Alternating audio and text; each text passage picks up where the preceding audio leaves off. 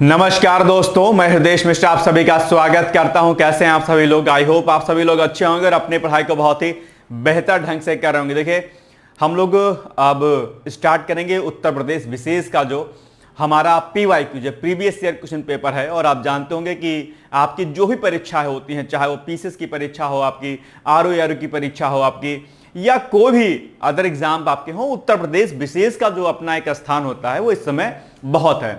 हालांकि विगत कुछ वर्षों में अगर आप देखेंगे तो पीसीएस की परीक्षा में यूपी स्पेशल का कंटेंट डाउन हुआ था, लेकिन एक विगत 2-3 वर्षों में अगर आप देखेंगे तो फिर से जो है पुनः से यूपी स्पेशल आपके पीसीएस के एग्जाम में भी खूब पूछा जाता है। और बाकी जो आप ट्रिपल एससी का कोई एग्जाम देंगे, पेट का एग्जाम देंगे, अभी लेखपाल का एग्जाम देंगे और बाकी कोई भी एग्जाम आप देंगे वीडियो से लेकर के लोअर पीसीएस में, सभी जगह पर उत्तर प्रदेश विशेष के प्रश्नों की संख्या ठीक ठाक रहती है।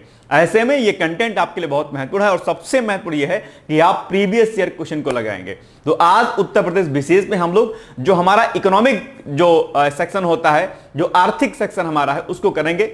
हालांकि आज के सेक्शन में मोस्टली चीजें आपको करंट ओरिएंटेड मिलेंगी मोस्टली, तो आप एक काम कीजिएगा कि करंट के साथ उसको कोरिलेट करते जाइएगा बाद में, और उसके आधार पर, चूंकि आज आर्थिकी के हम लगभग 25-30 प्रश्नों को देखेंगे, उसके आधार पर आपको एक आइडिया लग जाएगा कि आने वाले एग्जाम में आपको किस किस प्रकार के जो लेटेस्ट जो डेटा होते हैं करंट अफेयर्स के, वो आपको तैयार करने हैं। जैसे उत्तर प्रदेश में उत्तर प्रदेश का भारत के निर्यात में क्या स्थान है, जीडीपी में क्या योगदान है, या प्रमुख जो कुछ आर्थिक जो संस्थाएं होती हैं वो कौन कौन सी होती हैं।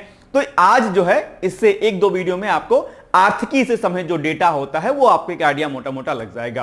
तो अब हम आगे बढ़ेंगे और देखेंगे क्या कुछ चीजें हमें इसमें देखने को मिलेंगी। ठीक है, चलिए आइए अब, लेकिन हम लोग आगे बढ़े, लेकिन उसके पहले एक छोटा सा आपके सामने एडवर्टाइजमेंट है कि अगर आगामी आप lower PCS RO 2026, high court RO और बाकी अन्य अगर किसी एग्जाम के लेखपाल आदि की तैयारी करना चाहते हैं तो यहां पर हमारे सामने यहाँ पे बहुत सारे हमारे कोर्सेज दिए गए हैं, इनको एक बार आप देख लीजिएगा।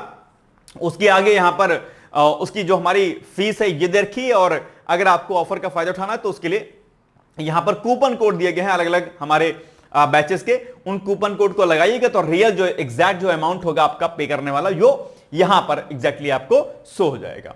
तो आप चाहें तो इसको एक बार देख लीजिएगा, और इसके लिए आप हमें हमारे कॉन्टेक्ट नंबर पर आप व्हाट्सएप कर सकते हैं, कॉल कर सकते हैं। ऊपर जो दिया गया नंबर, आप इस पे किसी पर भी आप जो है आराम से कॉल कीजिएगा, मैसेज कीजिएगा। अगर आपको मुझसे डायरेक्टली बात करनी है तो आप जो है डायरेक्टली आप मुझसे इस नंबर पर सीधे बातचीत कर पाएंगे, इस नंबर पर। ठीक है, तो ये एक छोटी सी अपडेट थी जो मुझे आज आपको देनी थी। ठीक है, चलिए अब हम आज जो है पहला प्रश्न यहां पर देखते हैं कि आज का हमारा पहला प्रश्न इसमें से कौन सा है। ठीक है, उत्तर प्रदेश में निम्नलिखित में से कौन सा शहर निर्यात का विकास केंद्र जो है नहीं है, ये आपको इसमें बताना है। 4 ऑप्शन आपके सामने दिए गए हैं, आगरा, इलाहाबाद, खुर्जा, मेरठ, ये 4 ऑप्शन है। एक उत्तर आपको इसमें देना है कि कौन सा इसमें से उत्तर आपका हो जाएगा सही उत्तर। ठीक है, इलाहाबाद जो कि अब हो गया है फिलहाल के लिए प्रयागराज। ठीक है, इसको आप प्रयागराज लिख लीजिएगा, क्योंकि ये प्रश्न जो है आपका आया हुआ था यूपीएससी प्री 2017 में प्रश्न आया हुआ था। अब आप बताइए कि इसका एग्जैक्टली आंसर जो है क्या हो जाएगा। ठीक है, आप लोग एक काम कीजिए कि एक कॉपी लेके बैठिए और कॉपी में टिक लगाते चलिएगा कि कुल कितने प्रश्नों को आपने सही किया है, तो एक मोटा मोटा आपको आइडिया लग जाएगा कि उत्तर प्रदेश की जानकारी आपको है कि नहीं है। ठीक है, चलो, तो ये जो 4 विकल्प दिए गए हैं उसमें अगर आप इसको नोटिस करेंगे तो इसमें से जो चारों शहरों में से जो निर्यात के विकास केंद्र में अगर आप देखेंगे तो प्रयागराज दरअसल निर्यात के विकास केंद्र इसमें से नहीं है, बल्कि आगरा, खुर्जा, मेरठ आते हैं, प्रयागराज नहीं आता है। ठीक है, ये ध्यान आप लोग रखिएगा। इसमें से आगरा, खुर्जा हो गया आपका, मेरठ हो गया, ये सब निर्यात के विकास केंद्र के रूप में हम इसको जानते हैं। ठीक है, आगरा से आप लोग सामान्य तौर पर जानते होंगे कि आगरा से आप लोग जो है जो सिर्फ अपना कॉर्पोरेट है, अपने आप में आभूषण है, ये सब वस्तुएं जो है निर्यात की जाती हैं। खुर्जा जो कि बुलंदशहर में आता है, वहां से जो है सेरेमिक टाइल्स हो गया। ठीक है, मेरठ में आप जानते हो खेल के सामान हो गए, टेक्सटाइल हो गया, स्वर्ण आभूषण वस्तुएं जो है निर्यात की जाती हैं। अलग अलग स्थानों से अलग अलग चीजें यहां पर निर्यात वाली की जाती हैं। हालांकि 1 डिस्ट्रिक्ट 1 प्रोडक्ट योजना के तहत अब कई सारी चीजें प्रयागराज में भी आ गई हैं, लेकिन तत्कालिक प्रश्न के अनुसार जो है ये उत्तर फिलहाल नहीं था यहां पे। ठीक है, तो ये चीजें आप यहां पर याद रखिएगा। अब इसमें नोट कर लीजिएगा भाई, आगरा में क्या क्या फेमस है आपका, है ना। मेरठ में क्या क्या फेमस है अपने, मेरठ में आप जानते हो खेल का सामान, बहुत बार आपके एग्जाम में पूछा गया है, खेल के सामान के लिए खेल का सामान। ठीक है, ये सब आपको आपके माइंड में रहना चाहिए कि भाई हाँ क्या क्या है। ठीक है, सिल्क कार्पेट अपने आप में आगरा में आता है, सिल्क कार्पेट। ठीक है, ये भी आपको याद रखना है। ठीक है, तो ये एकदम एकदम चीजें आपके दिमाग में होनी चाहिए, इसमें से कोई ये ना रहे कि यार हम भूल गए। ठीक है, कभी भी प्रश्न इसमें से आ सकता है आपके एग्जाम में। ठीक है, चलिए आगे बढ़ते हैं हम लोग। नेक्स्ट है क्वेश्चन नंबर दूसरा, क्वेश्चन नंबर सेकंड आ जाएगा आपके सामने। ठीक है, चलिए 2014-15 में भारत देश के निर्यात में उत्तर प्रदेश की हिस्सेदारी जो है उसका परास कितना है। आपके सामने 4 विकल्प दिए गए हैं, चारों विकल्पों में से एक विकल्प आपके सामने क्या हो जाएगा, सही हो जाएगा। आपको बताना है कि इसका एग्जैक्टली आंसर जो है क्या हो जाएगा। जल्दी बताइए क्या हो जाएगा। पहला ऑप्शन है 4 से 5%, बी ऑप्शन 5 से 6%, सी ऑप्शन 6 से 7% और 7 से 8%, डी ऑप्शन है। भारत देश के निर्यात में उत्तर प्रदेश की हिस्सेदारी का परास पूछा है। हालांकि अगर आप 2016 के अनुसार इसको देखेंगे तो इसका उत्तर सामान्यतः 4 से 5% था जब 2016 में यह आया था तब। अगर मैं अभी की बात करता हूं वर्तमान में, तो वर्तमान अगर मैं आंकड़ों की बात करूं तो इसमें से कोई विकल्प आपके सामने नहीं आएगा। आप कहेंगे सर क्यों, क्योंकि अब आंकड़े बदल जाते हैं। लेकिन लेटेस्ट आंकड़ा आप इसको पढ़ के जाइएगा। कब के आंकड़ा के अनुसार, 2025-26 के आंकड़ों के अनुसार आप इसको पढ़ के जाइएगा। तो अगर मैं अभी कुछ जो लेटेस्ट हायर रिपोर्ट आई थी उस रिपोर्ट के अनुसार अगर मैं आपसे बात करूं कि भारत के निर्यात में उत्तर प्रदेश का स्थान जो है, हिस्सा जो है कितना है, वो लगभग 4.89% के आसपास आता है। कितना, 4.89% के आसपास आता है। हालांकि इसको भी एक बार आप क्रॉस चेक कर लीजिएगा क्योंकि डेटा जो है बदलते रहते हैं। आर्थिक सर्वेक्षण जो अभी हाल फिलहाल में आया हुआ है उसको एक बार रीड आउट कर लीजिएगा। इसके लिए दिवाकर सर ने आपको एक बढ़िया आर्थिक सर्वेक्षण जो है कराया हुआ था, है ना, बजट और इकोनॉमिक सर्वे दोनों कराया हुआ था। तो अभी फिलहाल के लिए अगर मैं यहां पर ऑप्शन इसको हटा करके 4.98 कर दे तो हो जाएगा। ठीक है, लगभग तो ये फिलहाल का आंकड़ा है। उस समय 4 से 5% था। 2014-15 की बात करेंगे, 14-15 की बात करेंगे तो ठीक है। तो अब इस प्रश्न को आपको तैयार करना है कि हां इस बार भी ऐसा प्रश्न आप एग्जाम में पूछा जा सकता है। याद रहेगा पॉइंट। ठीक है, चलिए आगे बढ़े हम लोग। चलिए नेक्स्ट है उत्तर प्रदेश के वित्तीय वर्ष 2020-21 के बजट के संबंध में निम्नलिखित में से कौन सा कथन सही है। अब देखो बात यहां पर किसकी हो रही है, 2020-21 के बजट की हो रही है। तो यह प्रश्न आया था 2022 में आया था। अब चूंकि अभी इस साल आप एग्जाम देंगे, 2026 में एग्जाम देंगे, तो 2026 के बजट और सर्वे से प्रश्न आप एग्जाम में आ जाएगा। सिंपल सी बात है, इसमें तो कोई रॉकेट साइंस तो है नहीं कि हाँ भाई दिक्कत वाली बात है। तो इसमें क्या पूछा है कि बजट का आकार जो है, ये यहां पर इतना अमाउंट लिखा हुआ है कि भाई बजट का आकार जो है कुल इतना रुपया था। ठीक है, दूसरे विकल्प की अगर मैं बात करता हूं आपसे, इस बजट में जो है इतना करोड़ रुपए की कतिपय नई योजनाएं भी शामिल की गई हैं, ये लिखा हुआ है। ठीक है, टोटल बजट का आकार यहां पर इतना लिखा गया है और कुल कितने रुपए की बजट में जो मतलब बजट में कुल कितने रुपए की योजनाएं शामिल की गई हैं वो यहां पर लिखा हुआ अमाउंट। अब अगर वर्ष 2021 के बजट की मैं बात करता हूं तो डेफिनेटली जो है यहां पर जो आंकड़ा आप जो देख पा रहे होंगे वो एग्जैक्टली इसमें से ऑप्शन नंबर 1 और ऑप्शन नंबर 2 मतलब कि कथन 1 और कथन दोनों आपको क्या हो जाएगा, सही मिल जाएगा आपको, उसमें कोई दिक्कत नहीं है। ठीक है, लेकिन अब उस समय के अनुसार इसका उत्तर क्या हो जाएगा, ए हो जाएगा। लेकिन अगर इसको मैं थोड़ा सा चेंज कर दूं, क्या कर दूं, चेंज कर दूं, अगर मैं बात करूं 2026-27 के, अगर यही प्रश्न होता, अब ये देखो ये आंकड़े आपको याद रखना है, भूलना नहीं है। अब मैं बात करता हूं वर्ष 2026-27 के बजट की बात करता हूं, 26-27 के बजट की बात करता हूं। भाई एग्जाम तो आपको अभी देना है, अब ये प्रश्न पूछा नहीं जाएगा, लेकिन आपको एक आइडिया लग रहा है कि करंट में इकोनॉमिक्स वाले सेक्शन में कौन से प्रश्न किस प्रकार से पूछे जाएंगे। तो अभी का वर्तमान का जो बजट का कुल आकार है वो कितना है, अगर आप जानते हैं तो मुझे आप बता सकते हैं, नहीं जानते हैं तो कोई बात नहीं। इसका बजट लगभग 9,12,696, 9,12,696।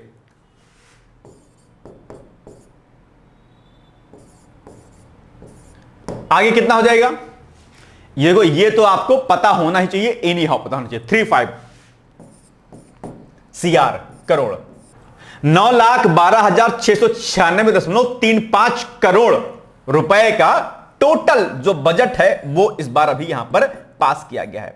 एक बार आप लोग क्रॉस चेक कर लीजिएगा, हालांकि मैंने डेटा ठीक दिया है आपको, लेकिन फिर भी एक बार क्रॉस चेक आप लोग कर लीजिएगा। जो पिछले वर्ष के बजट की, अगर मैं ये बजट किसकी बात हो रही है, 26-27 की बात हो रही है, अगर मैं 25-26 की बात कर लेता हूं तो 25-26 के बजट की तुलना में ये लगभग जो है 12.2 से 12.9% अधिक है। ठीक है, ये आंकड़ा किसका है, 2026-27 का आंकड़ा मैंने अभी आपको बताया, 2026-27 का आंकड़ा।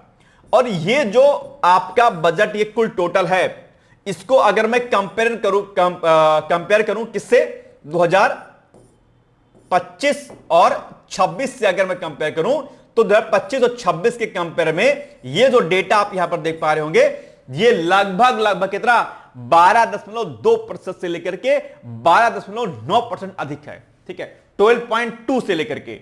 अब ये आंकड़ा भी आपके एग्जाम में पूछ सकता है कि भाई अभी हाल ही में जो वर्ष 2026-27 का जो बजट पास किया गया है, बताइए यह पिछले वर्ष के बजट की तुलना में कुल कितना प्रतिशत अधिक है। तो आप उत्तर देंगे 12.2% से लेकर के 12.9% अधिक बजट है, यानी कि यह अमाउंट पिछले अमाउंट की तुलना में इतना परसेंट क्या है, ज्यादा है।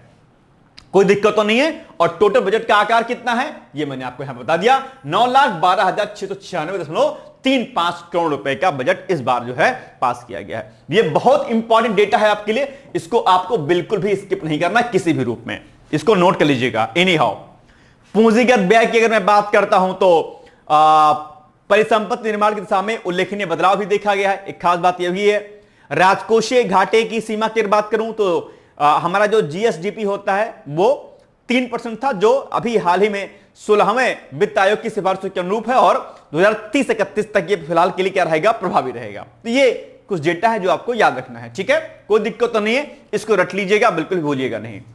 तो अभी के लिए तत्कालिक समय के अनुसार यह उत्तर था, और अगर अभी लेटेस्ट में अगर बात करूं तो आप बजट का आकार यहां पर यह बता दीजिएगा। ठीक है, चलिए कोई दिक्कत तो नहीं है। आइए आगे बढ़ते हैं हम लोग। अब आ जाओ भाई साहब, नेक्स्ट है आपके सामने उत्तर। ठीक है, यह भी एक अच्छा है आपके सामने प्रश्न। उत्तर प्रदेश के वर्ष 2018-19 के बजट के आकार कितना, बजट का आकार। अब देखो, अब यह प्रश्न पूछा गया था पीछे 2017 में, और जो है 18-19 का बजट का कुल आकार पूछ लिया था आपके एग्जाम में। अभी हमने अब जो है, अब यही प्रश्न अगर इस बार पूछेगा आपके एग्जाम में तो आप क्या काम करिए, इसको हटा दीजिए, इसको कर दीजिए ब्लैक। ठीक है, अब इसको छोड़ दीजिए। आप मान लेते हैं ये आंकड़ा आप पूछ लेता है वर्ष 2026 और 27 की आपकी बात कर लेता है, और विकल्प के रूप में अगर मान लेते हैं कि यहां पर विकल्प हम मान लेते हैं, इसको हटा देते हैं, ये हम इसको हटा देते हैं। ठीक है, एग्जांपल के लिए इसको हम हटा देते हैं, इसको ब्लैक कर देता हूं, रुक जाओ। ठीक है, ये हमने कट कर दिया। ठीक है, मान लेते हैं कि विकल्प डी के रूप में आपके सामने यहां पर जो एक ऑप्शन होता डी में, वो क्या ऑप्शन होता, 9,12,696। कितना, 9,12,000, ठीक है, 696.35 करोड़ होता। अब विकल्प ये बनता आपका। अगर अभी पूछा था प्रश्न, यही सेम प्रश्न, तो इसका उत्तर क्या हो जाएगा, तब इसका उत्तर हो जाएगा भैया आपका ऑप्शन नंबर क्या, ए, बी, सी या डी। अभी हमने बताया कि दरअसल उत्तर प्रदेश के वर्ष 2026-27 के जो बजट का आकार है कितना है, 9,12,696.35 करोड़ रुपया है। बस, तो ऑप्शन नंबर क्या होता आपका, D is the right answer. ये हो जाता आपका उत्तर सही। और ये आंकड़ा आपके लिए क्या है, बहुत ज्यादा महत्वपूर्ण है, याद रखिएगा। आसान है, कोई दिक्कत तो नहीं है। 9,12,696.35 जो है करोड़ रुपया जो है क्या है इस बार का बजट है अपने आप में उत्तर प्रदेश का। ठीक है, कोई समस्या तो नहीं है, रट लीजिएगा। 9,12,696 क्या, 9,12,696.35 बस, 9,12,696.35 बस, 35 मत करो। इसको ऐसे याद रखिए, कहते ना भाई अरे यार ज्यादा तुम 3-5 मत करो, तो 9-3-5 तो एक तो ज्यादा हो जाएगा, और यहां क्या बोलेंगे 9,12,696। ठीक है, बस हो गया। चलिए आगे बढ़े हम लोग, कोई दिक्कत तो नहीं है यहां पे। चलिए नेक्स्ट क्वेश्चन, पांचवा क्वेश्चन आपके सामने आ गया। ठीक है, अब यह भी बहुत आसान प्रश्न है, इसका भी उत्तर आपको देना है, कोई कठिन काम नहीं कि आप इसको ना दे पाए। ठीक है, चलिए निम्नलिखित में कौन सी योजनाएं उत्तर प्रदेश में बजट 2021-22 में शामिल की गई हैं? ठीक है, तो आत्मनिर्भर कृषक समृद्ध विकास योजना, मुख्यमंत्री सक्षम सुपोषण योजना, मुख्यमंत्री प्रवासी श्रमिक उद्यमिता विकास योजना और युवा उद्यमिता विकास अभियान। ये 4 आपके सामने कुछ विकासात्मक योजनाएं हैं और वर्ष 2021-22 में पूछा गया था आप एग्जाम में कि भाई बताओ इसमें से कौन सी योजनाएं शामिल की गई हैं। ठीक है, तो अब इसको अगर आप नोटिस करेंगे तो आप क्या पाएंगे कि इसमें से जो आपका ये वाला विकल्प है, विकल्प एक ये और एक ये तीनों जो है 2021-22 के बजट में क्या की गई थी? शामिल की गई थी। ध्यान रखिएगा, ये बहुत महत्वपूर्ण है आपके लिए, क्या ये शामिल की गई थी। ठीक है, लेकिन ये जो आपका युवा उद्यमिता विकास अभियान है इसको जो है शामिल नहीं किया गया था। अब हालांकि अब इस युवा उद्यमिता विकास अभियान के बारे में आपको पता होना चाहिए, ठीक है, कि भाई ये क्या है अपने आप में। हालांकि अब एक बात ध्यान रखो, अगर यही प्रश्न अभी आपके वर्तमान में पूछा जाए तो बस इसको आप चेंज कर दीजिएगा, यहां पर हो जाएगा 2026-27 और यहां पर कुछ अन्य योजनाएं यहां पर आपके सामने लिख दी जाएंगी और पूछ लिया जाएगा कि बताओ इनमें से कौन सी योजना शामिल की गई है या नहीं की गई है। अगर प्रश्न में होता कि कौन सी योजना शामिल नहीं की गई है तब उत्तर हो जाता है इसका आईबी, ये वाला मतलब फोर्थ वाला। अगर विकल्प कहीं पर आईबी होता, आईबी, तो ये शामिल नहीं किया गया तब इसका उत्तर होता था ये। लेकिन क्या लिखा है, कौन सी शामिल की गई है? तो ये तीनों शामिल की गई हैं, ये शामिल नहीं की गई है। लेकिन अब युवा उद्यमिता विकास योजना के बारे में आपको पता होना चाहिए। दरअसल 24 जनवरी 2021 को, ठीक है, उत्तर प्रदेश के मुख्यमंत्री कौन है? योगी आदित्यनाथ जी हैं। इन्होंने ही युवा उद्यमिता विकास अभियान, क्या ये जो है युवा उद्यमिता विकास अभियान 24 जनवरी 2021, कब? 24 जनवरी 2021, नोट करना, 24 जनवरी 2021, ठीक है। इस दिन जो है क्या किया था कि इस योजना की शुरुआत की थी और इस योजना के अंतर्गत 18 से लेकर के 35 वर्ष तक की आयु वर्ग, कितना? 18 से लेकर के 35 आयु वर्ष तक के जो भी हमारा यूथ होता है उनको तकनीकी और व्यावसायिक प्रशिक्षण लेने वाले युवाओं के लिए स्वरोजगार के लिए आर्थिक मदद देने, आर्थिक मदद एवं वित्त पोषण के रूप में ऋण प्रदान किया जाएगा। ऐसा जो है शुरुआत की गई थी 2021 में, 24 जनवरी 2021 में, ठीक है, 18 से लेकर के 35 साल तक के युवाओं के लिए। तो अच्छा, एक बात और, 24 जनवरी को क्या होता है भाई साहब? 24 जनवरी को एक दिवस मनाया जाता है जिसको क्या कहते हैं हम? उत्तर प्रदेश दिवस के रूप में जो है मानते हैं। अब मुझे आप लोग एक बात बताओ कि उत्तर प्रदेश दिवस 2026 की थीम क्या रही है, ये आप मुझे कमेंट करके बता सकते हैं। तो ध्यान रखिएगा कि युवा उद्यमिता विकास जो अभियान है वो दरअसल क्या है, 18 से लेकर के 35 वर्ष तक की आयु वर्ग के तकनीकी, यानी कि जो तकनीकी व्यावसायिक जो प्रशिक्षण लेने वाले युवाओं को स्वरोजगार के लिए आर्थिक मदद एवं वित्त पोषण के रूप में इनको ऋण प्रदान किया जाता है। यही है अपने आप में क्या? युवा उद्यमिता विकास अभियान। ठीक है, कोई दिक्कत तो नहीं है। तो बस इस बात को आप लोग को क्या करना है, ध्यान रखना है, ठीक है ना। चलिए नेक्स्ट क्वेश्चन है आपके सामने। उत्तर प्रदेश में 2011-12 में राज्य घरेलू उत्पाद में कृषि का योगदान था, ठीक है, यानी कि राज्य सकल जो घरेलू उत्पाद होता है उसमें कृषि का योगदान पूछा है। कब की बात पूछ रहा है? 2011-12 की बात पूछ रहा है। अब ये उस समय प्रश्न आया था, यही प्रश्न अगर अभी आएगा तो 2025-26 का आंकड़ा पूछ लेगा आपसे एग्जाम में, लेटेस्ट आंकड़ा पूछ लेगा। हालांकि अगर आप उस समय इसके उत्तर की बात करते, 2014 में प्रश्न पूछा गया था, तो इसका विकल्प जो है कुछ और होता। लेकिन अगर मैं वर्तमान आंकड़ों की बात करता हूं, अगर मैं 25-26 के आंकड़ों की बात करता हूं, इस प्रश्न को उलट लीजिए थोड़ा सा, और अगर अभी मैं इसकी बात करूं तो ये अभी का आंकड़ा कितना है? 24.9% से, कितना? 24.9%। इसको हटाइए, यहां पे ले लीजिए 24.9% से लेकर के 25% का योगदान अभी फिलहाल के लिए है। ये आपको लेटेस्ट आंकड़े के रूप में देखने को मिल जाएगा। तो ये विकल्प, अब अगर प्रश्न आता तो आपके किसी भी विकल्प में ये वाला हो जाता, 24.9 या 25%, 25.0% का आंकड़ा आपको यहां पर 4 विकल्प में से एक विकल्प में देता आपके, ठीक है। लेकिन चूंकि प्रश्न 2014 का है तो छोड़ देते हैं इसको। अभी का आंकड़ा आप इसको याद कर लीजिएगा कि वर्तमान में अगर आप बात करेंगे तो उत्तर प्रदेश में राज्य घरेलू उत्पाद में कृषि का योगदान 24.9% से लेकर के 25% तक का है। अभी का लेटेस्ट डेटा आपके सामने मैं दे रहा हूं, याद रहेगा।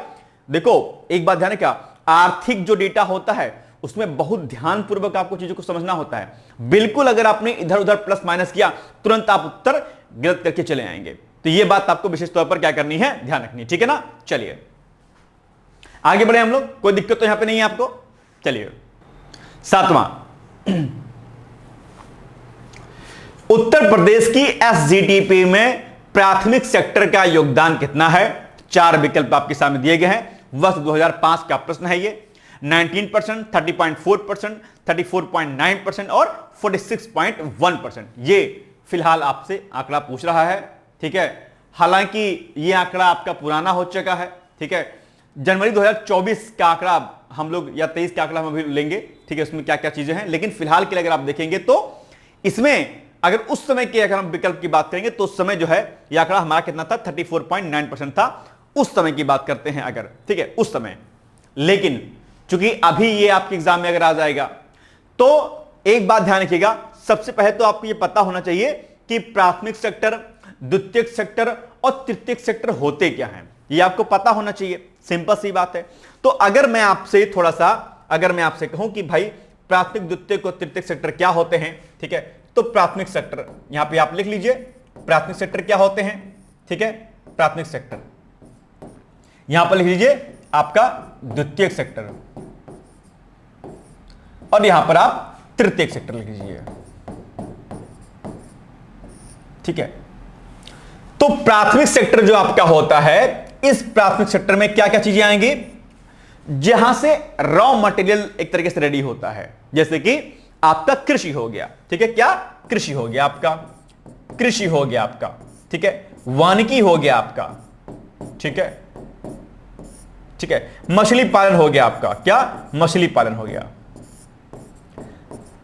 जो कृषि संबंधी कार्य होते हैं जहां से एक तरीके से रॉ मटेरियल रेडी करते हैं, उसे हम क्या करते हैं, प्राइमरी सेक्टर्स बोलते हैं, प्राथमिक क्षेत्र बोलते हैं अपने आप में।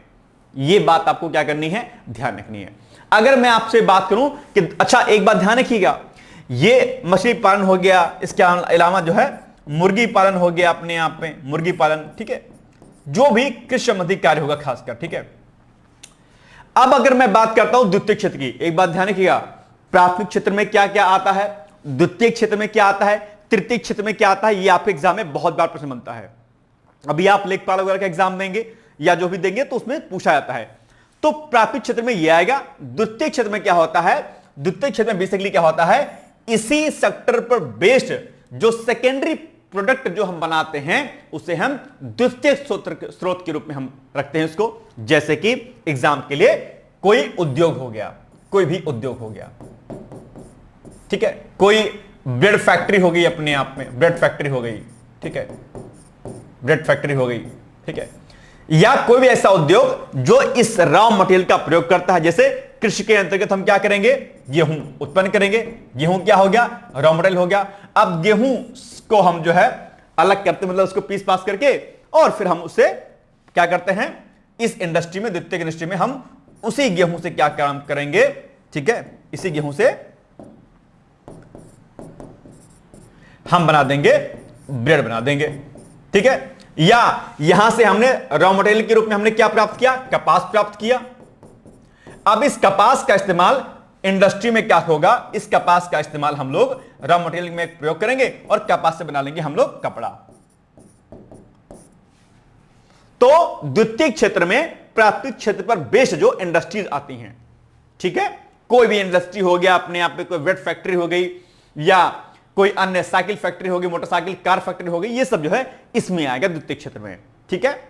अब तृतीय क्षेत्र में क्या होगा, तृतीय क्षेत्र को क्या बोलते हैं हम, सर्विस सेक्टर बोलते हैं। तो क्या बोलते हैं इसको, सर्विस सेक्टर होता है अपने आप में। सर्विस का मतलब क्या, जहां से हमें सेवाएं प्राप्त होती हैं। कहां क्या प्राप्त होती हैं, सेवाएं। तो सेवाओं में क्या आएगा आपका, सेवाओं में आपका आ जाएगा बैंकिंग सेक्टर, आपका आ जाएगा, बैंकिंग हो गया आपका, ठीक है। आपके अस्पताल हो गए, हॉस्पिटल हो गए आपके, ठीक है। आपके जो विद्यालय और विश्वविद्यालय हो गए अपने आप में, ठीक है, विद्यालय एंड यूनिवर्सिटीज हो गई। ठीक है, डाक सेवाएं हो गई अपने आप में, रेलवे हो गया अपने आप में, ओवरऑल परिवहन हो गया अपने आप में। ये सब क्या है, ये सब सेवाएं देती हैं, सर्विसेज देती हैं अपने आप में, दैट्स कॉल्ड टर्शरी सेक्टर्स अपने आप में। ठीक है, तो पहले तो आपको इस प्रश्न में यही जानना था कि भाई प्राथमिक, द्वितीयक, तृतीयक क्षेत्र क्या होते हैं। तो अब आप बताओ कि उत्तर प्रदेश की एसजीडीपी में प्राथमिक सेक्टर का योगदान कितना था। फिलहाल उस समय के ऑप्शन के अकॉर्डिंग इसका उत्तर 34.9% रहा है। लेकिन अगर आप लेटेस्ट आंकड़ों की बात करेंगे, ठीक है, तो अभी अगर आप देखेंगे अलग अलग आंकड़ों के रूप में, तो उत्तर प्रदेश द्वारा जनवरी 2024 में जारी आंकड़ों के अनुसार 2022-23 की अगर मैं बात करता हूं तो राज्य की अर्थव्यवस्था में, ठीक है, विभिन्न क्षेत्रों का जो हिस्सा है चालू कीमतों पर क्रमशः जो है अगर आप देखेंगे तो जो तृतीय क्षेत्र है उसका 46.4%, टर्सरी का, ठीक है, द्वितीय का 26 पॉइंट के आसपास, 26.5% के आसपास, और अगर प्राथमिक क्षेत्र की बात करेंगे तो 27.1%, 27.1%। इसको आप चाहो तो यहां पर लिख सकते हो, यहां पर इसका भी कितना योगदान है, 27.1%। ठीक है, ये आप यहां पर ले लीजिए, 27.1%, 27.1% का योगदान प्राथमिक क्षेत्र का है। द्वितीय क्षेत्र का कितना है, 26.6%, लगभग 26.6% के आसपास। और तृतीय क्षेत्र की बात करें कि भाई उत्तर प्रदेश की अर्थव्यवस्था में से कितना योगदान है, तो वो है लगभग टर्सरी का हमारा 46.4%, 46.4%। ध्यान रखना, ये बहुत इंपॉर्टेंट आंकड़े हैं, इसको आपको नोट करना है एनी हाउ। ठीक है, तो ये आप यहां पर अलग जगहों पर इसको नोट कर लीजिएगा। ठीक है, कोई दिक्कत तो नहीं है। चलिए,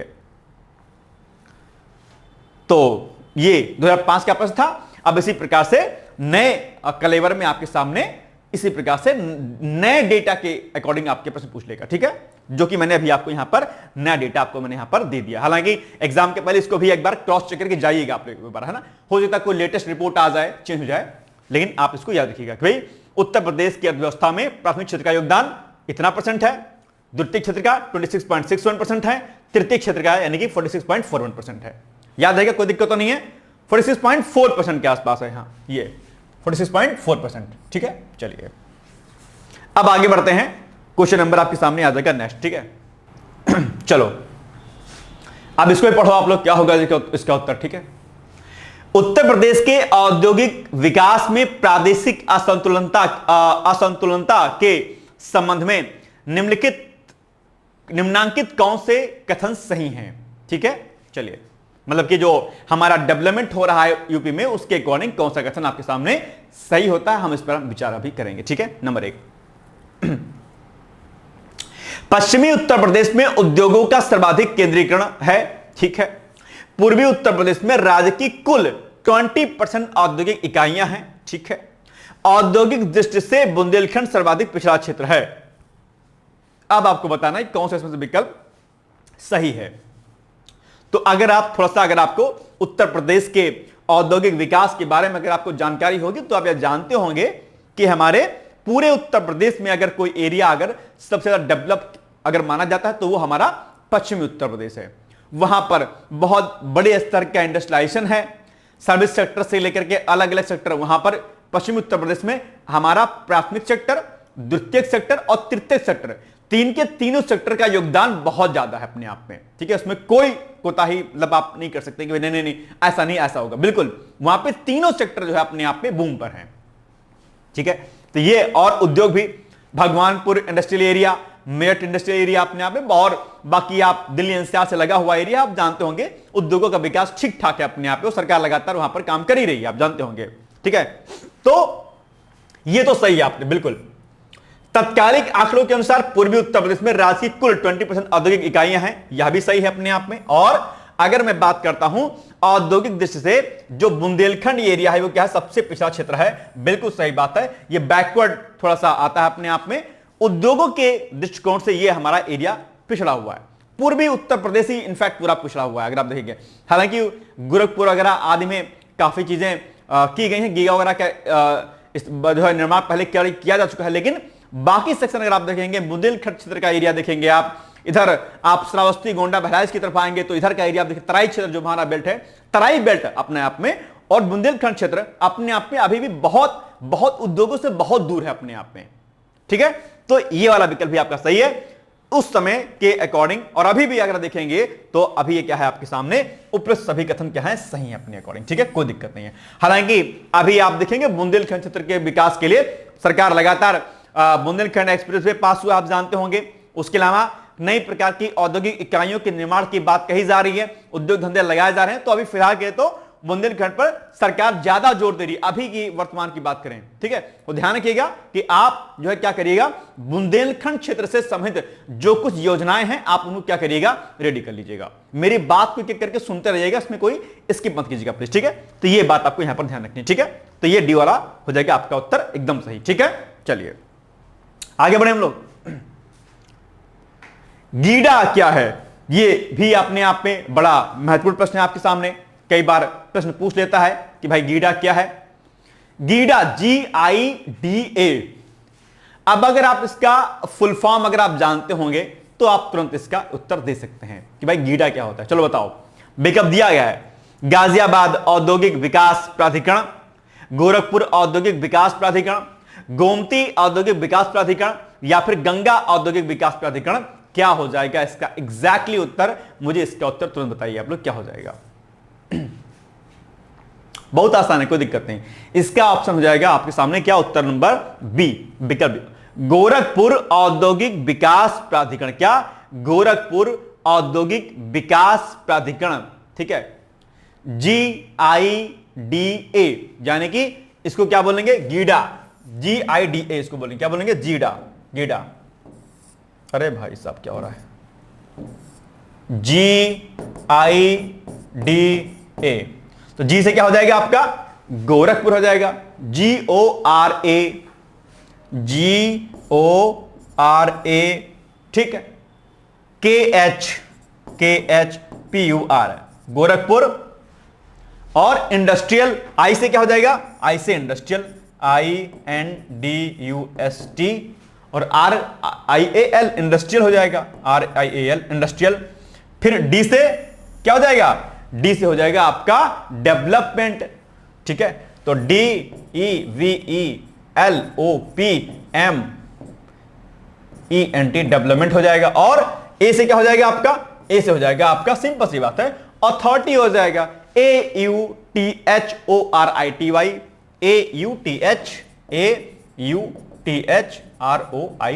ठीक है, अथॉरिटी। तो गोरखपुर, ठीक है, इंडस्ट्रियल डेवलपमेंट अथॉरिटी यानी कि गोरखपुर औद्योगिक विकास प्राधिकरण, ये क्या है, गीडा है। और यह भी प्रश्न आप एग्जाम पूछ सकता है कि भाई बताओ गीडा की स्थापना कब हुई थी। तो गीडा की स्थापना हुई थी उत्तर प्रदेश औद्योगिक क्षेत्र विकास अधिनियम, क्या, उत्तर प्रदेश औद्योगिक क्षेत्र विकास निगम, इसको नोट कर लेना। उत्तर प्रदेश, क्या, उत्तर प्रदेश, उत्तर प्रदेश, ठीक है, औद्योगिक क्षेत्र विकास, औद्योगिक क्षेत्र विकास, ठीक है, अधिनियम, ठीक है, 1976 विकास अधिनियम, यह हो जाएगा आपका अधिनियम, ठीक है, 1976, ठीक है, 1976 के तहत 30 नवंबर 1989, कितना, 30 नवंबर 1989, 30 नवंबर 1989 को हुई थी। तो ये हो जाएगा आपका एग्जैक्टली उत्तर, ठीक है। आप एग्जाम में पूछ सकता है कि भाई बताओ गीडा की स्थापना कब हुई थी। आप कहेंगे गीडा, जिसको हम क्या बोलते हैं, गोरखपुर इंडस्ट्रियल डेवलपमेंट अथॉरिटी बोलते हैं, इसका निर्माण दरअसल गीडा की स्थापना उत्तर प्रदेश औद्योगिक क्षेत्र विकास अधिनियम 1976 के तहत 30 नवंबर 1989 को की गई थी। बस इतना उत्तर, ठीक है। चलिए आगे बढ़ते हैं हम लोग। नेक्स्ट है, उत्तर प्रदेश औद्योगिक विकास निगम स्थापित है। यह भी बहुत अच्छा प्रश्न है आपके सामने कि भाई क्या है। तो यह बेसिकली अगर आप देखेंगे उत्तर प्रदेश औद्योगिक विकास निगम कहां पर है, कानपुर, लखनऊ, आगरा, नोएडा में। तो यह है बेसिकली आपका कहां पर है, कानपुर में है। कहां पर है, कानपुर में है। इसका मुख्यालय भी कहां पर है आपका, हेडक्वार्टर कहां पर है, हेडक्वार्टर इसका कहां पर है, कानपुर में ही है, ठीक है, कोई दिक्कत नहीं है। बहुत आसान सा प्रश्न है। और उत्तर प्रदेश सरकार के अंतर्गत औद्योगिक एवं मूल अवसंरचना विकास की प्रगति के लिए कार्यरत ये अपने आप में सार्वजनिक क्षेत्र का जो है एक बहुत बड़ा उपक्रम है अपने आप में, ठीक है। और 2018 से उत्तर प्रदेश राज्य औद्योगिक विकास निगम का को परिवर्तित करके हमने इसका क्या कर दिया, इसको कर दिया है उत्तर प्रदेश राज्य औद्योगिक विकास प्राधिकरण। क्या? उत्तर प्रदेश राज्य औद्योगिक विकास प्राधिकरण, ठीक है। इसको आप लिख लीजिएगा कि अभी इसका नाम क्या हो गया, उत्तर प्रदेश राज्य औद्योगिक विकास प्राधिकरण। उत्तर प्रदेश लिख लीजिए इसको, है ना, उत्तर प्रदेश, ताकि याद रहे आपको, है ना, उत्तर प्रदेश, ठीक है। राज्य औद्योगिक विकास, तो उत्तर प्रदेश राज्य औद्योगिक विकास, उत्तर प्रदेश राज्य औद्योगिक विकास प्राधिकरण, ठीक है। क्या? प्राधिकरण, ठीक है, याद रहेगा। अब फिलहाल के लिए ये जो उत्तर प्रदेश औद्योगिक विकास निगम है, इस औद्योगिक विकास निगम का नाम जो है 2018 में चेंज किया गया था। कब किया गया? 2018 में। और अब क्या हो गया है? उत्तर प्रदेश राज्य औद्योगिक विकास प्राधिकरण, इसके स्थान पर अब यह नाम नहीं, यह नाम जो है आपका चलता है, ठीक है। याद रहेगा, कोई दिक्कत तो नहीं है। आगे बढ़े, चलिए इसको प्लीज नोट डाउन करते चलिएगा, है ना। चलिए नेक्स्ट है 11 नंबर क्वेश्चन आपके सामने आ जाएगा, ठीक है। निम्नलिखित में से कौन सा उत्तर प्रदेश के उद्यमियों को उद्योगों में, ठीक है, उद्योगों में हो जाएगा, उद्योगों में, निम्नलिखित में से कौन सा उत्तर प्रदेश के उद्यमियों को उद्योग लगाने में होगा, उद्योग लगाने में, ठीक है। ये उद्यमियों को, एक मिनट इसको छोड़िए, ये कट है, उद्योगों को अब पढ़िए, इतना हटा दिए, मिसप्रिंट हो गया है। उद्योग लगाने में सहायता करता है उत्तर प्रदेश राज्य वित्त निगम, उत्तर प्रदेश राज्य औद्योगिक विकास प्राधिकरण। ये टाइपिंग में मिस्टेक हो गई थी, छोड़ दीजिए इसको, अब पढ़िएगा इसको ध्यान से, ठीक है। पहला ऑप्शन क्या है? उत्तर प्रदेश राज्य वित्त निगम। बी ऑप्शन उत्तर प्रदेश राज्य औद्योगिक विकास प्राधिकरण।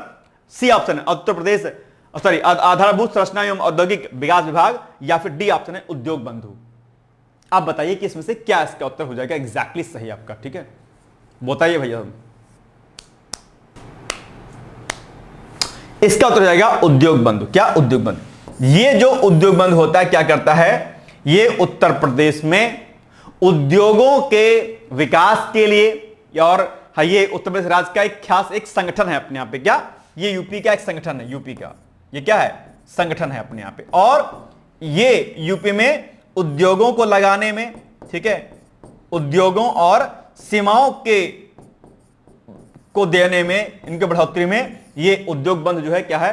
कार्यरत है अपने आप में, ठीक है। उद्योग बंधु उत्तर प्रदेश के उद्यमियों को उद्योगों में, मतलब उद्योगों में एवं जो है सेवाओं के क्षेत्र में डेवलपमेंट करने के लिए, उनको विकास के लिए जो है लगातार काम करता रहता है। उद्योग बंधु में 3 स्तरीय एक स्टेज होता है अपने आप, एक संरचना होती है इसकी, जिला स्तर पर, डिस्ट्रिक्ट लेवल पर, मंडल स्तर पर और राज्य स्तर पर। इन तीनों स्तर पर उद्योग जो बंधु होता है वो क्या काम करता है? ये बेसिकली विभिन्न समस्याओं के अंतर्गत आने, जो भी अलग अलग उद्योगों में जो विभिन्न प्रकार की समस्याएं होती हैं उनके निराकरण के लिए काम करता है, और जो भी हमारे उद्यमी होते हैं उनको उद्यम लगाने में और उनको सेवाओं को देने में क्या करता है? सहायता प्रदान करता है, ताकि तेजी के साथ क्या हो सके? उत्तर प्रदेश में इंडस्ट्रियलाइजेशन हो सके और उत्तर प्रदेश का विकास सुनिश्चित किया जा सके। इसके लिए उद्योग बंधु जो है लगातार काम करता रहता है, ठीक है। उद्योग बंधु, बंधु मतलब भाई, सखा एक तरीके से। उद्योग बंधु मतलब उद्योगों को लगाने वाला साथी। कौन? उद्योग बंधु, जो कि उत्तर प्रदेश का क्या है? अपने आप में एक संगठन है। आसान है, कोई दिक्कत तो नहीं है, बस इतना ही आपको बात याद रखनी है, ठीक है। तो ये 3 नहीं होगा, बल्कि डी वाला ऑप्शन आपका हो जाएगा एग्जैक्टली सही, ठीक है। चलिए नेक्स्ट है, अब ये पढ़िए अपने आप में, ठीक है। उत्तर प्रदेश उद्योग बंधु का उद्देश्य क्या है? अभी हमने आपको तुरंत बताया है, ठीक है। ये आपका 2007 में आया हुआ था। तो उत्तर प्रदेश में उत्पादित वस्तुओं के निर्यात को प्रोत्साहित करना, या फिर बी ऑप्शन औद्योगिक इकाइयों की समयबद्ध स्थापना सुनिश्चित करना, या फिर सी ऑप्शन व्यावसायिक प्रशासन में प्रशिक्षण प्रदान करना, या फिर डी ऑप्शन है उद्योगों के लिए ऋण प्रदान करना। क्या हो जाएगा उत्तर? अभी तो हमने आपको बताया था, इसका उत्तर क्या हो जाएगा? औद्योगिक इकाइयों की समयबद्ध स्थापना सुनिश्चित करना, यानी कि उद्योगों के विकास में लगातार सपोर्ट करना ही क्या काम है, उद्योग बंधु का क्या है काम है, जो कि उत्तर प्रदेश का प्रमुख संगठन है। इसी संगठन के माध्यम से उद्योग बंधु नामक संगठन के माध्यम से ही दरअसल सिंगल टेबल सिस्टम को, इसके सिंगल टेबल सिस्टम के अंतर्गत औद्योगिक इकाइयों की समयबद्ध स्थापना सुनिश्चित करने का प्रयास किया जाता है।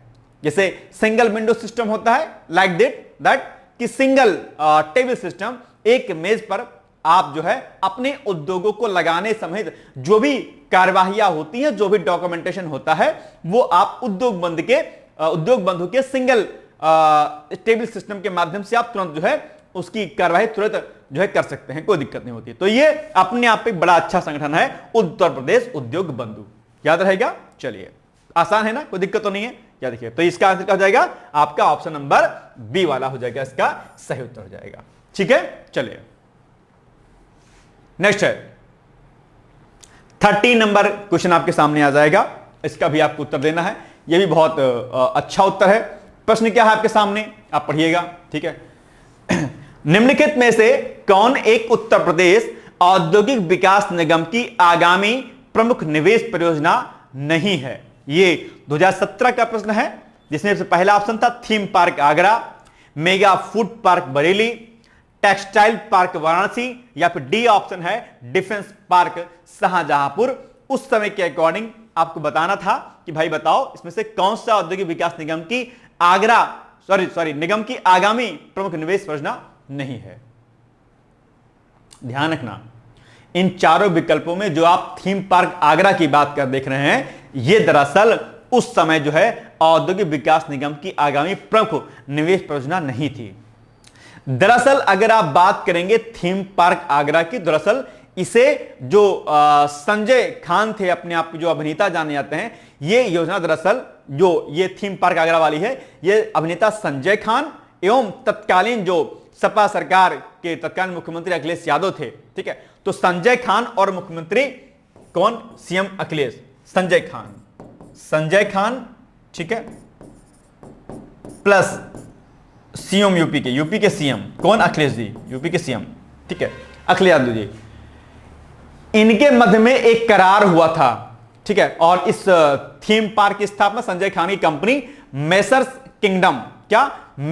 Kingdom international private limited Mumbai के द्वारा किया जाना जो है प्रस्तावित किया गया था।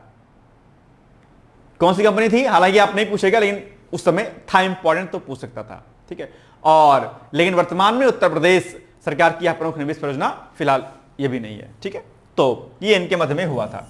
चलिए नेक्स्ट है, उत्तर प्रदेश राज्य पर्यटन विकास निगम लिमिटेड की स्थापना की गई थी, कब की गई थी। बहुत ही आसान सा उत्तर है और मुझे लगता है कि आपको इसका उत्तर पता होना चाहिए, बहुत बार आपके एग्जाम में पूछा गया है। बताइए, उत्तर प्रदेश राज्य पर्यटन विकास निगम लिमिटेड की स्थापना, अब ये फैक्चुअल डेटा है जो आपको एकदम पता होना चाहिए। क्या, उत्तर प्रदेश राज्य पर्यटन विकास निगम लिमिटेड की स्थापना होती है आपके सामने 2013 आरओआर में प्रश्न पूछा गया है। इसकी स्थापना होती है आपके सामने 1974 में, यानी कि option number A is the right answer. ठीक है, बहुत आसान सा है, कोई इसमें रॉकेट साइंस नहीं है जो आप ना बता पाओ। चलिए आगे बढ़े हम लोग, इसको नोट कर लीजिएगा आप लोग, फैक्चुअल डेटा। ठीक है, चलिए फिर से वही प्रश्न आ गया, उत्तर प्रदेश में पर्यटन विकास निगम की स्थापना कब हुई थी।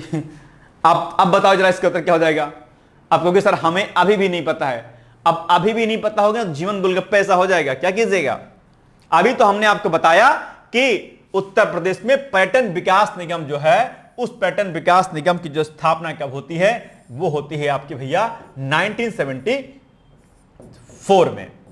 ठीक है, तो बस 1974 कहां पे है, ऑप्शन नंबर बी में है, तो B is the right answer. Uttar Pradesh राज्य पर्यटन विकास निगम लिमिटेड की स्थापना 1974 में होती है, 1974 में होती है, 1975 के एक साल पहले। ठीक है, याद रहेगा। चलिए नेक्स्ट है, उत्तर प्रदेश वित्तीय निगम के संदर्भ में निम्नलिखित में से कौन सा कथन सत्य है। नंबर 1, यह लघु तथा मध्यम स्तरीय उद्योगों को वित्तीय सहायता प्रदान करता है। ठीक है, कौन, उत्तर प्रदेश वित्तीय निगम, इसकी बात हो रही है। ठीक है, इसकी बात हो रही है। तो क्या कह रहा है ये जो निगम है, ये क्या कह रहा है कि यह लघु तथा मध्यम स्तरीय उद्योगों के वित्तीय सहायता उसको प्रदान करता है। ठीक है, दूसरा क्या है इसमें ऑप्शन कथन, यह लघु तथा मध्यम क्षेत्र की सेवा इकाइयों को वित्तीय सहायता प्रदान करता है। और अब आपसे पूछ रहा है कि नीचे दिए गए कूट से सही उत्तर का चयन कीजिए। तो केवल एक सही है या केवल दो सही है या एक और दो दोनों ही सही हैं या फिर ना तो एक सही है ना दो सही है। अब आप बताओ कि भाई क्या हो गया इसका उत्तर। उत्तर प्रदेश वित्तीय निगम, इसको बोलते हैं यूपीएफसी बोलते हैं। यूपीएफसी क्या बोलते हैं इसको? यूपीएफसी बोलते हैं। हो सकता है कभी शॉर्ट में पूछ ले आपसे तो फिर कंफ्यूज आ जाइएगा तो दिक्कत हो जाएगी। ठीक है, बताओ। पहले एक बात ध्यान रख लीजिएगा कि दरअसल उत्तर प्रदेश वित्तीय निगम, ठीक है, जिसको बोलेंगे उत्तर प्रदेश फाइनेंशियल, ठीक है, कॉरपोरेशन बोलेंगे, इसकी स्थापना दरअसल राज्य वित्तीय निगम एक्ट, क्या नोट कर लीजिएगा, इसकी स्थापना, किसकी स्थापना? उत्तर प्रदेश वित्तीय निगम की स्थापना दरअसल राज्य वित्तीय निगम एक्ट 1951, राज्य वित्तीय निगम, राज्य नोट करो पहले, राज्य वित्तीय लिख दे रहा हूं मैं तो भूल जाओगे फिर आप लोग, राज्य वित्तीय निगम, नोट किया, राज्य वित्तीय निगम एक्ट 1951। इस 1951 के अंतर्गत इसकी स्थापना वर्ष 1954 में की गई थी। कब की गई थी? 1954 में। ठीक है, बस यह निगम दरअसल राज्य में लघु एवं मध्यम उद्यमों के विकास के लिए वित्तीय सहायता प्रदान करती है। किसके लिए? लघु एवं मध्यम उद्यम। किसके लिए? लघु और मध्यम उद्यम। ठीक है, लघु और मध्यम, लघु और मध्यम जो भी उद्योग होंगे इनके विकास के लिए जो है क्या करेगा? फाइनेंशियल सपोर्ट यानी कि वित्तीय सहायता प्रदान करता है उत्तर प्रदेश वित्तीय निगम। तो बस हो जाएगा। तो उद्योगों, यहां पे उद्योग था, यहां पर सेवा क्षेत्र था, तो ये रॉन्ग रहेगा, ये आपका सही रहेगा। ठीक है, चलिए, तो इसमें से क्या हो जाएगा? आपका ऑप्शन नंबर एक, यानी कि केवल एक हो जाएगा सही आपका, ये वाला। ये नहीं है, यह अलग था मध्यम क्षेत्र की सेवा इकाइयों को वित्तीय सहायता, सेवा इकाइयों नहीं होगा, उद्योगों को वित्तीय सहायता प्रदान करता है, बस। तो ये वाला रॉन्ग हो जाएगा, ये वाला आपका हो जाएगा सही हो जाएगा। ठीक है, बाकी राज्य वित्तीय निगम एक्ट 1951 के तहत जो है इसकी स्थापना 1954 में की गई थी, लघु एवं मध्यम उद्योगों के विकास के लिए वित्तीय सहायता प्रदान करने के लिए। ठीक है, बस चलिए 17 नंबर क्वेश्चन। अब आप बताइएगा इसका उत्तर क्या हो जाएगा। उत्तर प्रदेश में सिंगल विंडो क्लियरेंस विभाग के निम्नलिखित उद्देश्यों पर विचार कीजिए और नीचे दिए गए कूट से सही उत्तर का चयन कीजिए। नंबर 1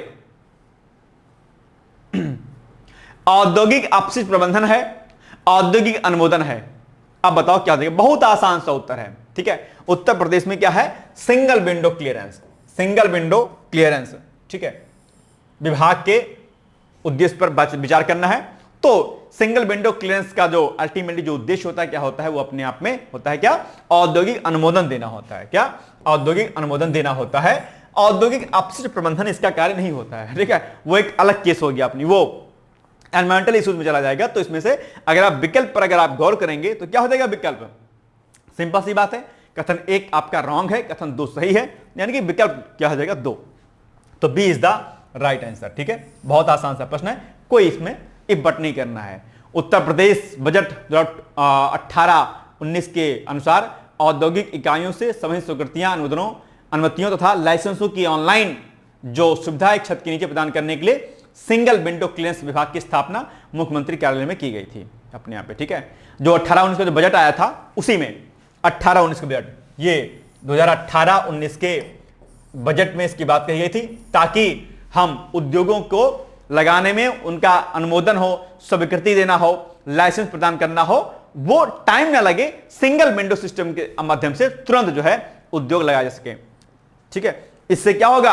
हमारे यहां पर निवेश आएगा जो कि आ रहा है, और जो उद्योगों को लगाने में जो एक लंबा समय लगता था वो लंबा समय जो है दरअसल नहीं लगता है अब, किसके माध्यम से? सिंगल विंडो क्लियरेंस विभाग के माध्यम से। नहीं तो पहले उद्योगों के विकास के लिए कोई अगर इन्वेस्टमेंट यूपी में करता था तो उसके लिए डॉक्यूमेंटेशन के लिए कभी इस कार्यालय तो कभी उस कार्यालय तो कभी उस कार्यालय में, ऐसे में एक बहुत लंबी प्रक्रिया होती थी और उस लंबी प्रक्रिया के दौरान करप्शन एक बड़ा मुद्दा हुआ करता था। लेकिन अब एक जगह पर आप बैठिए और आपके जो भी अनुमोदन हो, जो स्वीकृतियां हो, अनुमतियां हो, आपकी लाइसेंस प्रक्रिया हो, वो सब एक जगह पर आपको मिल जाएगी। तो इससे समय बचत हुई और समय के साथ साथ में जो है जो करप्शन होता था वह भी बचा।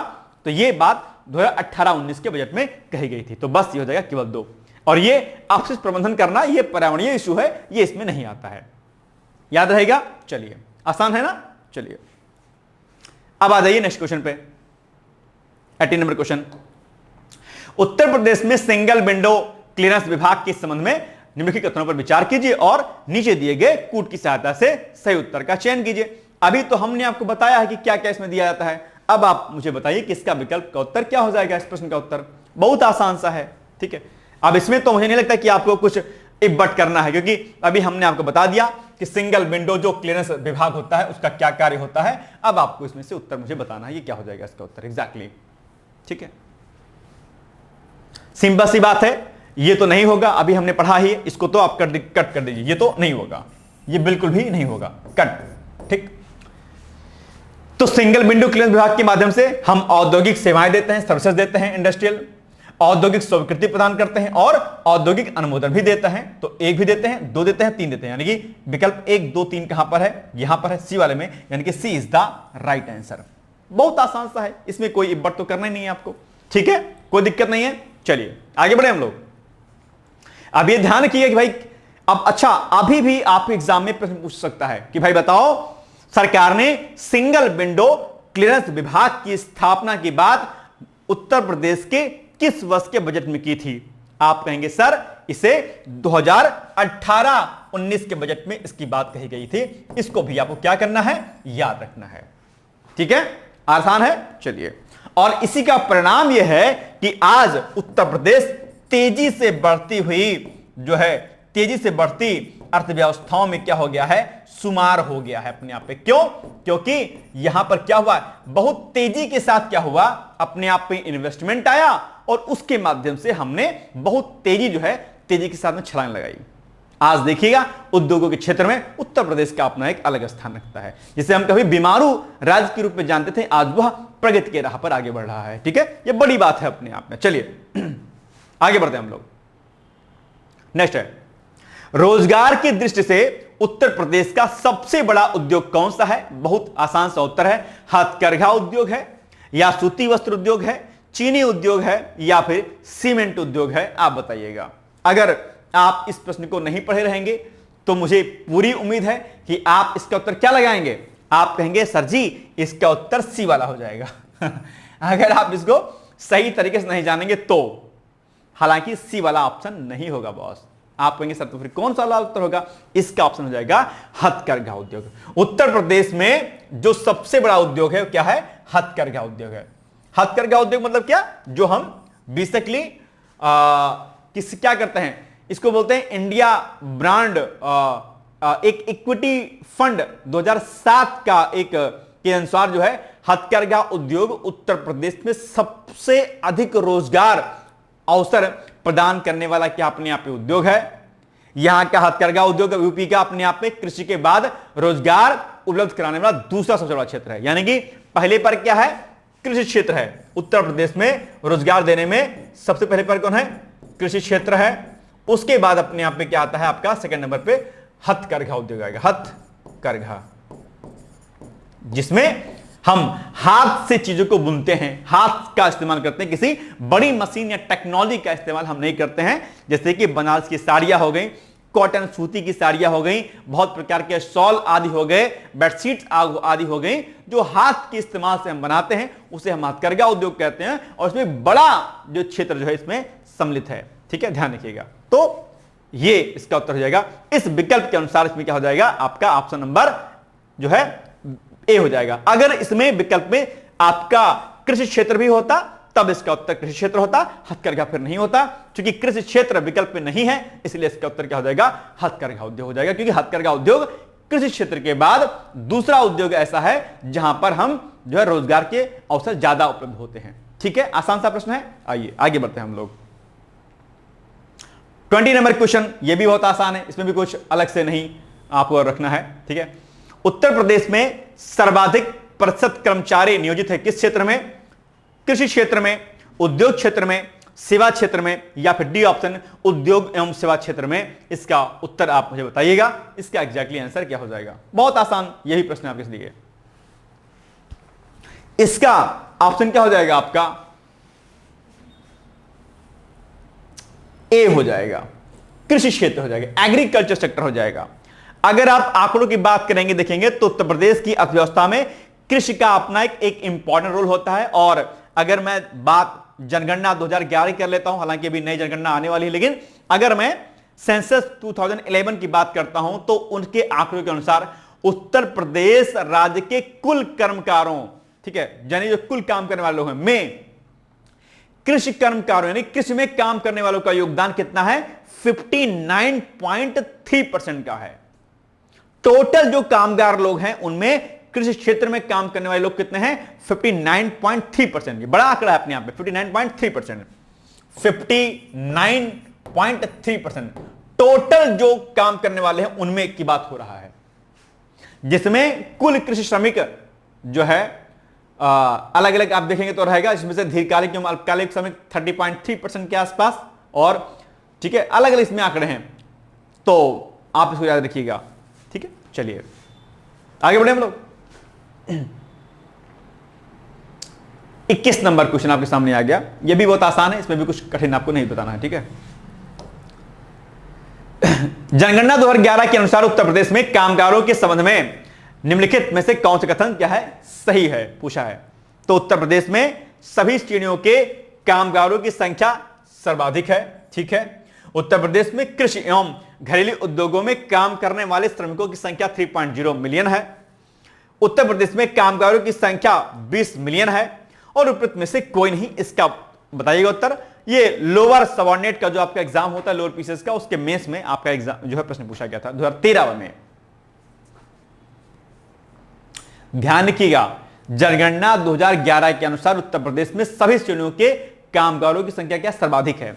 ठीक है, तो ये हो जाएगा आपका ऑप्शन नंबर क्या? ए इज द राइट आंसर। ठीक है, विकल्प ए हो जाएगा आपका। कोई इसमें रॉकेट साइंस ऐसा नहीं कि जो आप ना बता पाए, बहुत ही आसान सा प्रश्न है, उत्तर है इसका। ठीक है, चलिए अब ये आंकड़ा इसको मैं छोड़ दे रहा हूं, ये मैं आपके ऊपर छोड़ता हूं, क्योंकि इसमें बताना आपको 1 अप्रैल 2017 से प्रभावी जो उत्तर प्रदेश में अकुशल श्रमिकों की जो न्यूनतम मजदूरी निश्चित की गई है, तो 1 अप्रैल 2017 के अकॉर्डिंग जो है, अगर इसको आप नोटिस करेंगे तो उस समय जो है इसका आंसर था बी वाला। 7400 रुपए प्रतिमाह जो है 2017 के अकॉर्डिंग था, इसका विकल्प बी वाला होगा। अभी का आंकड़ा क्या है इसको एक बार जरा प्लीज आप देख लीजिएगा।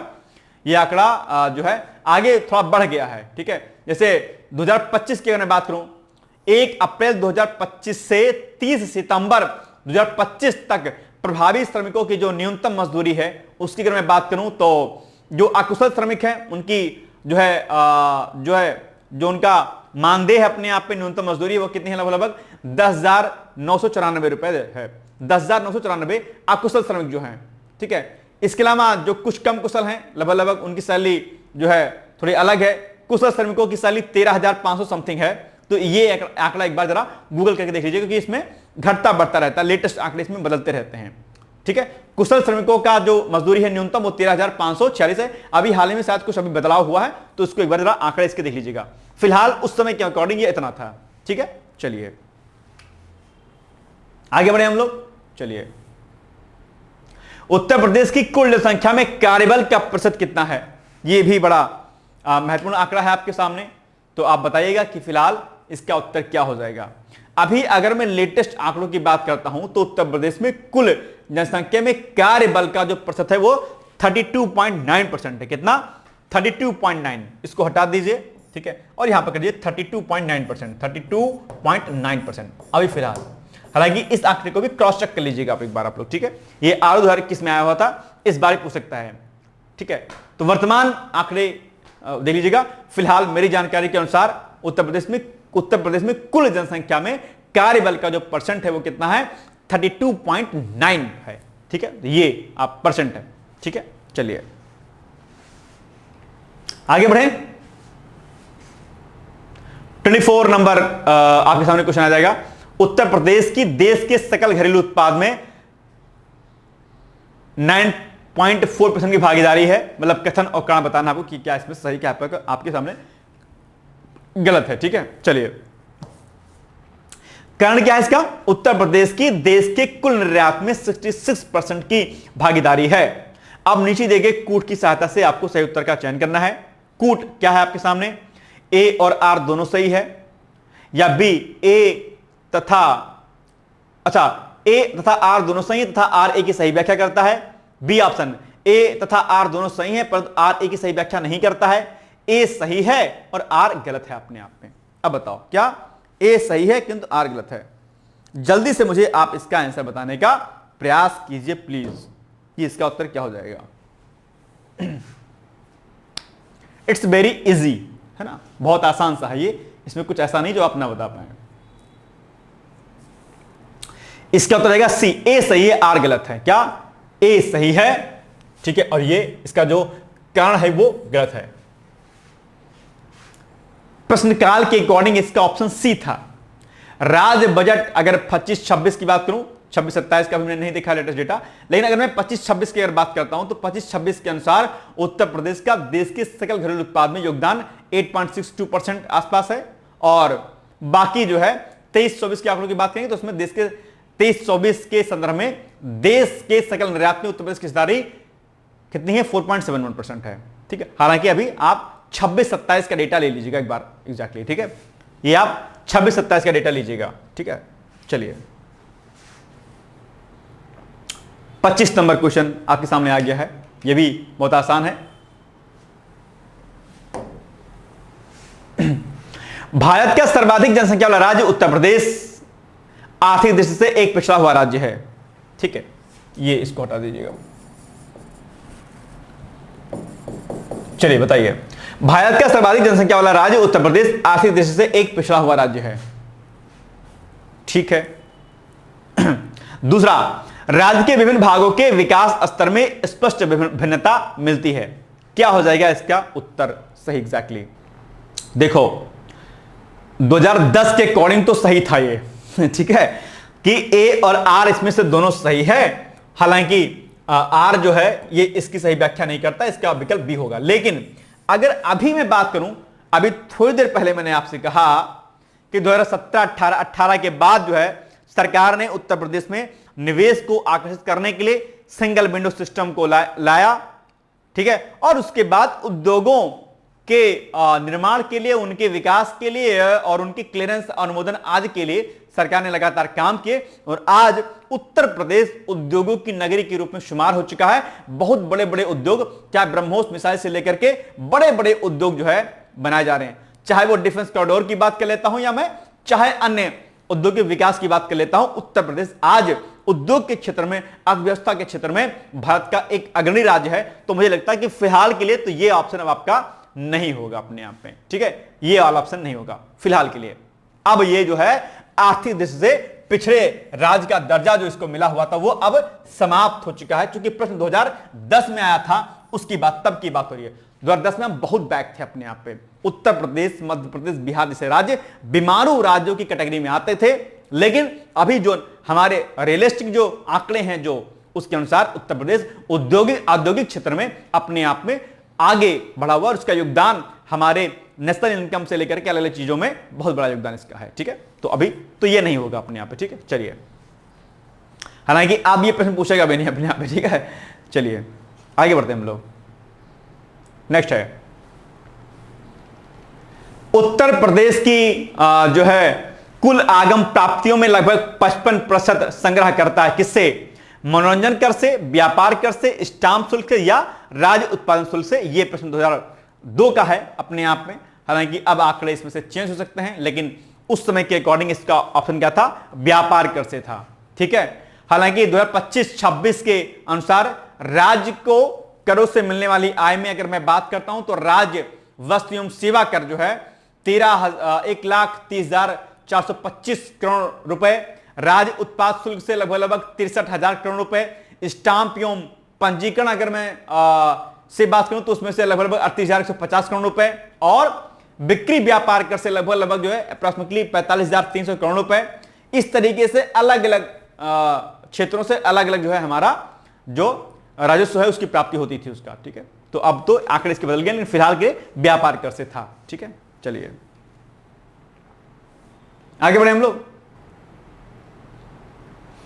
नेक्स्ट है उत्तर प्रदेश शासन की आय का सबसे बड़ा भाग सामान्य व्यापार कर से तत्कालीन, उसमें भी मैंने बताया कि उस समय इसका जो उत्तर था वो यही हो जाएगा अपने सामान्य व्यापार कर से। ठीक है, चलिए, हालांकि अब आंकड़े बदल गए हैं, ध्यान रखिएगा आप लोग। चलिए 28 नंबर, उत्तर प्रदेश सरकार की आय का सबसे बड़ा, अच्छा ये हो तो गया, ठीक है ठीक है ठीक है ठीक है। उत्तर प्रदेश सरकार की आय का सबसे बड़ा भाग किससे है? व्यापार कर से, मैंने बता ही दिया, ये भी वाला हो जाएगा उत्तर। ठीक है, इसमें कंफ्यूजन में नहीं रहना। ठीक है, एक मिनट रुक जाओ जरा, ये आपका जो है 26 नंबर, ठीक है, 27 नंबर और आपका 28 नंबर एक ही प्रश्न है, लगभग घुमा फिरा के पूछा गया है। तो आज भी अब आपके लेटेस्ट डेटा में पूछ लेगा उत्तर प्रदेश सरकार की आय का सबसे बड़ा भाग किससे आता है। आप सर्वे को पढ़िएगा, कानूनी सर्वे को पढ़िएगा, उसमें लेटेस्ट आंकड़ा आपको मिल जाएगा। ठीक है, कोई इसमें दिक्कत नहीं है। चलिए, बाकी इसकी व्याख्या मैंने आपको बता दिया अभी थोड़ी देर पहले। चलिए नेक्स्ट क्वेश्चन है आपके सामने, उत्तर प्रदेश का कौन व्यापार कर जोन अधिकतम व्यापार कर संग्रह करता है? ये 2005 में 2009 में प्रश्न आया था। इसमें से गाजियाबाद, कानपुर, लखनऊ और नोएडा का उसमें आता है ऑप्शन। आपको बताना इसका उत्तर क्या हो जाएगा एग्जैक्टली। ठीक है, देखो ध्यान रखिएगा, इस प्रश्न का उत्तर क्या हो जाएगा? लखनऊ जोन, उस समय के अकॉर्डिंग। क्या? लखनऊ जोन। लेकिन अभी चूंकि क्या हो गया, जीएसटी आदि लागू हो गया है, तो ऐसे में अब जो है लखनऊ ना होकर के अब इसका उत्तर क्या हो जाएगा? इसमें विकल्प में मेरठ आ जाएगा, मेरठ। अब अगर प्रश्न पूछता तो उसमें मेरठ विकल्प के रूप में देता। जीएसटी संग्रह के मामले में मेरठ आपका अग्रणी राज्य है अपने आप पे। ठीक है, यह बात ध्यान रखिएगा, हालांकि इसमें नहीं है ऑप्शन में। चलो खैर कोई बात नहीं, ठीक है, नो प्रॉब्लम। आगे बढ़े हम लोग। लास्ट क्वेश्चन आपके लिए है, प्रथम दीनदयाल, क्या? प्रथम दीनदयाल हस्तकला संकुल व्यापार सुविधा केंद्र जो है कहां अवस्थित है, यह आपको बताना है। आपके सामने ऑप्शन दिए गए हैं, आगरा में, वाराणसी में, कानपुर में या फिर गोरखपुर में। आप बताइए इसका उत्तर एग्जैक्टली क्या हो जाएगा। बहुत आसान है, प्रथम दीनदयाल हस्तकला संकुल व्यापार सुविधा केंद्र, यह आपको बताना है। क्या हो जाएगा? बी आंसर इसका, वाराणसी में। कहां पर? बनारस, यानी कि वाराणसी में आपका हो जाएगा उत्तर, सही हो जाएगा एग्जैक्टली। ठीक है, तो ये आपका हो जाएगा एग्जैक्टली सही उत्तर। और प्रथम दीनदयाल उपाध्याय जो संकुल व्यापार सुविधा केंद्र है, ये वाराणसी में अवस्थित है, जानते होंगे आप लोग। और इसको प्रधानमंत्री जी के द्वारा 22 सितंबर 2017 को, कब? 22 सितंबर 2017, क्या? 22 सितंबर 2017, 22 इसको 22 सितंबर 2017, ठीक है, 22 सितंबर 2017 को राष्ट्र को समर्पित किया गया था पीएम मोदी जी के द्वारा, प्रधानमंत्री द्वारा। इस केंद्र की आधारशिला की अगर मैं बात करूं तो 2014 में इसकी आधारशिला रखी गई थी, 17 में इसका उद्घाटन किया गया और 2014 में इसकी आधारशिला रखी गई थी। तो यही प्रश्न पूछ सकता है कि भाई आधारशिला कब रखी गई थी? आप कहेंगे 2014 में, और राष्ट्र को समर्पित किया गया 22 सितंबर 2017 को। ठीक है, और इसमें इसी 2014-15 के बजट में जो है वार्षिक के हथकरघों और हस्तशिल्प और रेशम उत्पादों को विकसित करने तथा उनको बढ़ावा देने और वाराणसी के बुनकरों जो कारीगर थे और उद्यमियों को आवश्यक सहायता मुहैया कराने के लिए यह एक व्यापार सुविधा केंद्र तथा शिल्प संग्रहालय की स्थापना की घोषणा जो है की गई थी बजट 2014-15 में। तो 2014-15 में इसकी आधारशिला रखी गई थी और अल्टीमेटली फिर 22 सितंबर 2017 को इसका जो है निर्माण करके इसको राष्ट्र को समर्पित कर दिया गया था। तो ये हमारे आज कुछ इंपॉर्टेंट यूपी स्पेशल के प्रश्न थे। आई थिंक कि आपको सब कुछ समझ में आया होगा। इसमें अगर कहीं कोई दिक्कत अगर आपको आज होती है तो आप आराम से निसंकोच होकर मुझसे प्रश्न पूछ सकते हैं, कोई दिक्कत वाली बात नहीं है। बाकी आप लोग पढ़ते रहिएगा, एक एक प्रश्न जो है इसके इंपॉर्टेंट है, और हम लोग अगले दिन जो है आगे के प्रश्नों को हल करने का प्रयास करेंगे। तो आज के लिए बस इतना ही, और मैं फिर से कह रहा हूं कि उत्तर प्रदेश विशेष के सारे प्रश्न आपके लिए क्या हैं, बहुत ज्यादा महत्वपूर्ण है। तो आप एक एक करके सभी प्रश्नों को अच्छे तरीके से रेडी कर लीजिएगा, ठीक है। तो आज के लिए बस इतना ही, मिलेंगे हम लोग अगली क्लास में। और ये क्लास यूपी स्पेशल की हमारी अब लगातार होती रहेगी आपको, और आप इसको कॉन्टिन्यूअस वे में आप प्लीज जरूर कीजिएगा। टाइम मैं कल एग्जैक्टली बता दूंगा कि इसकी आपका टाइमिंग कब रहेगा, ठीक है। तो अब ये आप जो है इसको करिएगा और अच्छे से आगे बढ़ने का प्रयास कीजिएगा, ठीक है। बहुत बहुत धन्यवाद है, all the best, thank you so much, bye bye, take care, thank you.